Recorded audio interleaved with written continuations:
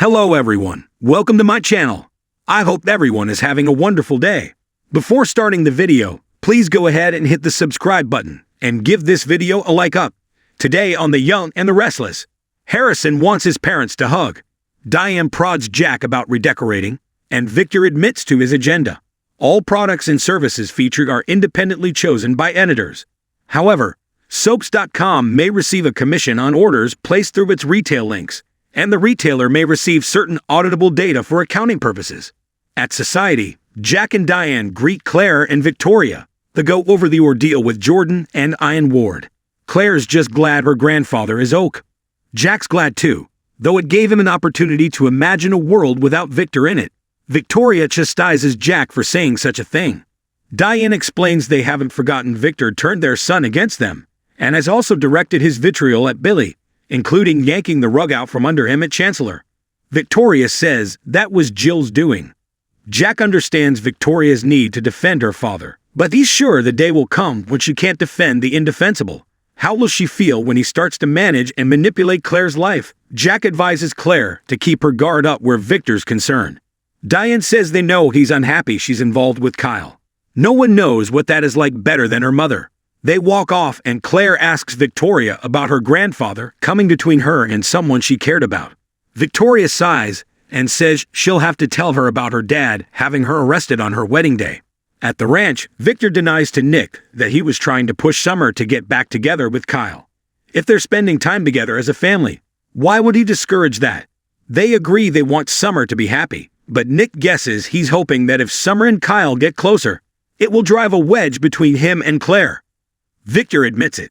He's learned things about him that have confirmed his worst fears. He's an abbot. Nick sighs. So this is about Jack. He can't understand why Kyle isn't good enough for Claire. Victor says he isn't. Nick asks, then why on earth is he good enough for Summer? Victor argues that's different. There's a child involved. That's a commitment for life, and they're deeply connected. He told Chelsea and Adam the same thing. Nick guesses he's trying to impose his will on them too. Victor denies it. End of story. He's made no secret of his intentions and will protect his family at all costs. Nick notes he took a bullet for them, so he can't argue that, but it always has to be on his terms, that he knows what's best for them. Victor snaps that he's old-fashioned and believes children's parents belong together. Nick argues he doesn't feel that way about Victoria and Billy, nor does he want him back with Sharon or Phyllis. Victor snorts that he wouldn't listen to him anyway. Nick loves him, but this is Summer's life. Victor would be all for it if she got back with Kyle, but Claire is an innocent girl. He doesn't want her to fall in love with that Abbott idiot. Not gonna happen. Summer arrives at the Abbott mansion, where Harrison enthuses that this is going to be the best night ever. He's thrilled that his parents have agreed to another family night, just like Halloween. Maybe you'll even hug again. Summer and Kyle exchange an awkward glance. The boy explains it made him very happy. Summer delicately reminds him they're not together anymore. Kyle adds they're not getting back together. Harrison knows that, but he misses that. Kyle assures him they're still a family. Summer hates that he felt for even a second that they weren't. They hug. Over pizza, Summer, Kyle, and Harrison work on the Abbott dining room diorama. Harrison has made cardboard family members, and Jax has a big head because he's the head of the family. Summer thinks his diorama will be the best in the class. All Harrison cares about is them being together again with no more fighting. At Nate's place, he asks Amy if she's up for this. She says it doesn't matter. Her son will be here any minute. Nate wants to know why he had an employee pretend to be him. Amy worries he's involved in something illegal. Nate reminds her they have no proof he's done anything wrong. Let's focus on the task at hand. Amy hopes Damian will listen to all she's got to say. A knock comes at the door. Nate says they're about to find out. Amy nods and he walks over and opens the door. Amy stares at her son. Damian walks inside. Amy makes a move toward him, but Damian flinches and backs up. She says it's good to see him. It's been too long. Talk turns to Nate, and Amy says she asked him to find him so they could talk. Damian reminds her he cut all ties with her and his past, with no intentions of looking back. He backs up when she approaches him again. Damian says he's happy with his life and suggests she find a way to be happy with hers. Amy blurts that she doesn't have much life left. Damian, I'm sick. I'm dying. Damian wants to know if this is another trick. Nate's indignant and assures him it's not another manipulation. Amy says, I have leukemia, son.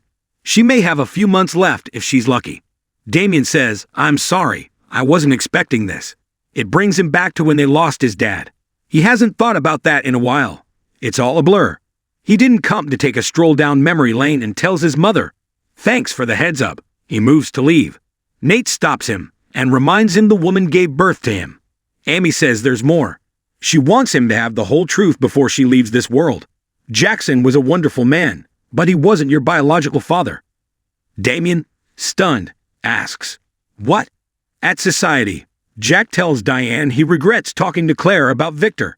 Diane points out she's the one who told her he doesn't want her with Kyle. Jack wants to change the subject. Diane suggests they switch to a topic closer to home. Jack says if she means redecorating the house, he may need a couple more drinks. Across the room, Victoria tells Claire she was madly in love with Billy and her dad wanted to stop them from getting married. They got married anyway, but afterward, she got arrested for bribing a foreign dignitary. Of course I wasn't guilty. She and Billy managed to say their I does, but afterward she was taken away in handcuffs.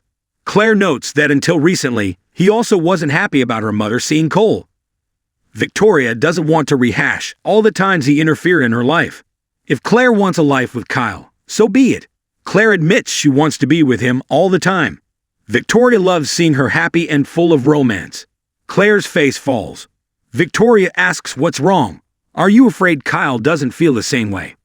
Claire tells Victoria that her grandfather made a remark about Kyle and Summer sharing a decades-long connection. They also share a son.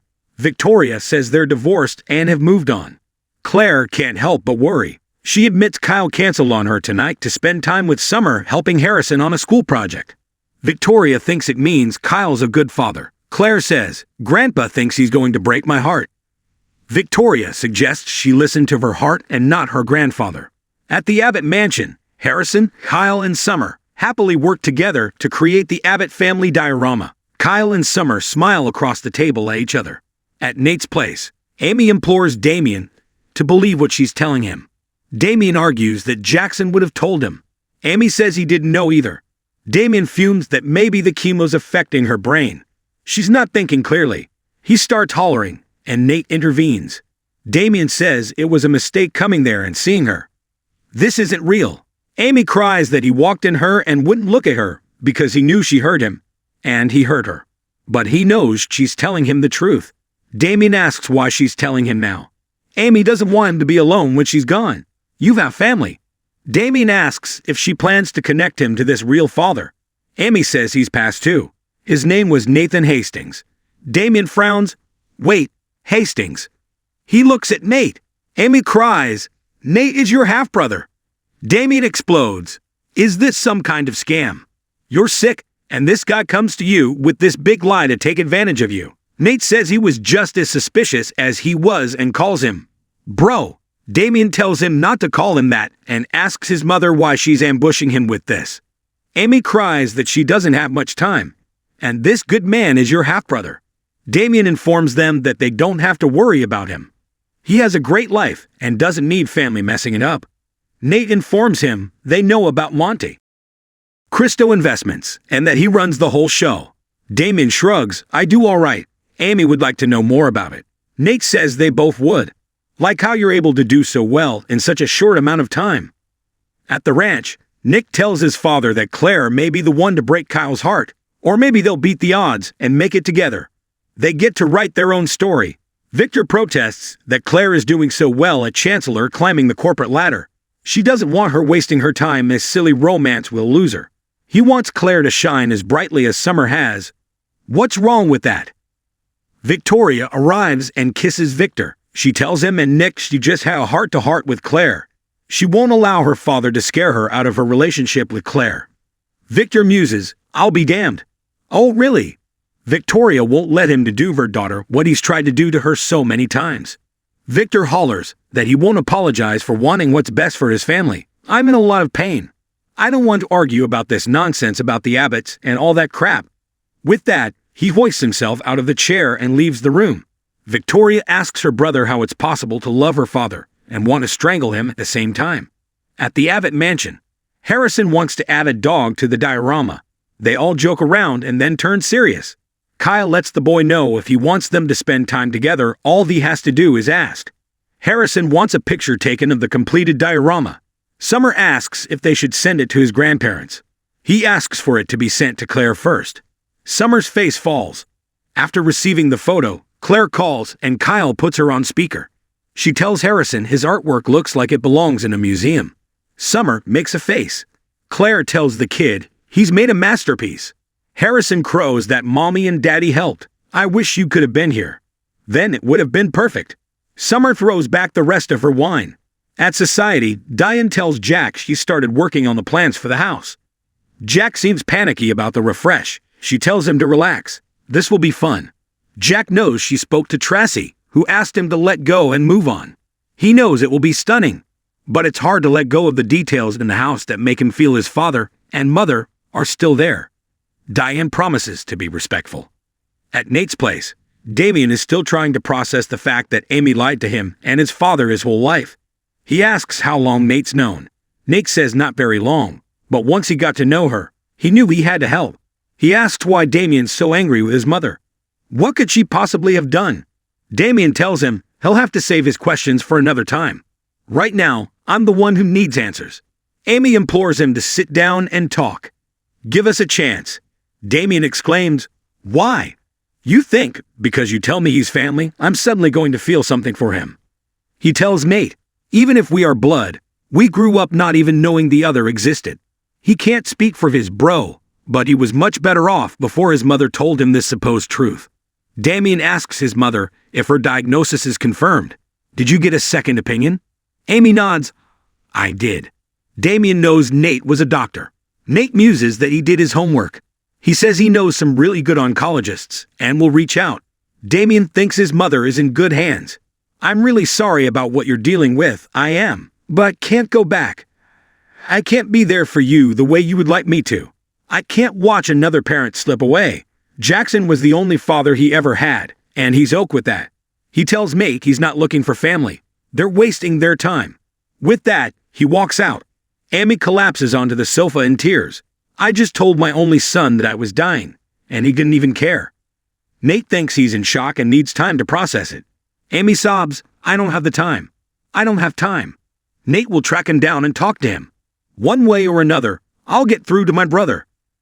Next on The Young and the Restless, Billy and Sally visit the city of love. Sharon gets the cold shoulder from Summer, and Daniel faces a tough decision.